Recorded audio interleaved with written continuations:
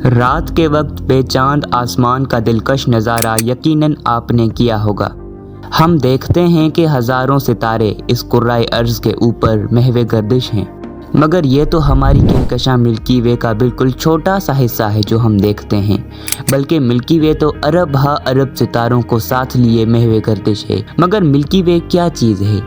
اس کے پیچھے بھی تو اربوں گلیکسیز کا ہجوم موجود ہے، اور یہ چھوٹا سا روشن ذرہ جو آپ دیکھ رہے ہیں یہ اینڈرومیڈا ہے، ہماری سسٹر گلیکسی، جو ہم سے قریب ترین گلیکسی ہے، اتنی قریب کہ روشنی کو بھی وہاں تک پہنچنے میں 2.5 بلین سال لگ جائیں گے۔ یہ اس کا قریب ترین فاصلہ ہے۔ یہ ہماری 100,000 لائٹ ایئرز پر پھیلی ہوئی ملکی وے گلیکسی ہے۔ اس کی عمر لگ بھگ 13 بلین سال بتائی جاتی ہے، جو اربوں خربوں ستاروں کو ساتھ لیے محو گردش ہے۔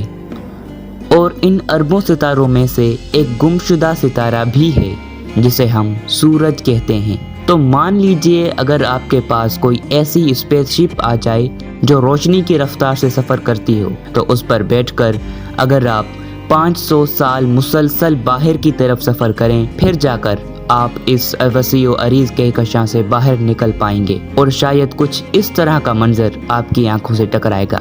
اگر ہم اپنی کہکشاں سے ہٹ کر دیکھیں تو ہمیں ٹمٹماتے ہوئے دھبے نظر آتے ہیں۔ یہ روشن نقطے دوسری کہکشائیں ہیں جو اس کائنات میں پھیلی ہوئی ہیں۔ ان میں سے کچھ تو اتنی قریب ہیں کہ انہیں دیکھنے کے لیے کوئی طاقتور ٹیلیسکوپ ضرورت پڑتی ہے، لیکن کچھ تو اتنی قریب بھی ہوتی ہیں کہ اسے بغیر کسی آلے مطلب کہ ننگی آنکھوں سے بھی دیکھا جا سکتا ہے۔ ان میں سے اینڈرومیڈا بھی ایک ہے۔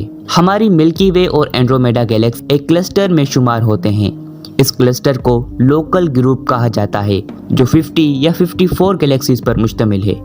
تو بہرحال اینڈرومیڈا گلیکسی، جس کا نام کسی یونانی دیوی کے نام پر رکھا گیا تھا، ہماری کہکشاں سے سائز کے لحاظ سے بڑی ہے، اس لیے اس کے گرد تقریباً 1 ٹریلین اسٹارز موجود ہیں۔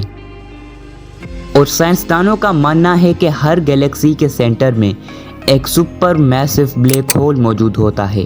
تو اس اینڈرومیڈا کا بلیک ہول 830 ملین کلومیٹر بڑا ہو سکتا ہے، یعنی کہ جو پلانٹ جوپیٹر کے گھومنے کی جگہ ہے تقریباً اس جتنا، اور اس کے وزن کے اعتبار سے دیکھا جائے تو 140 ملین سورج کے برابر ہے۔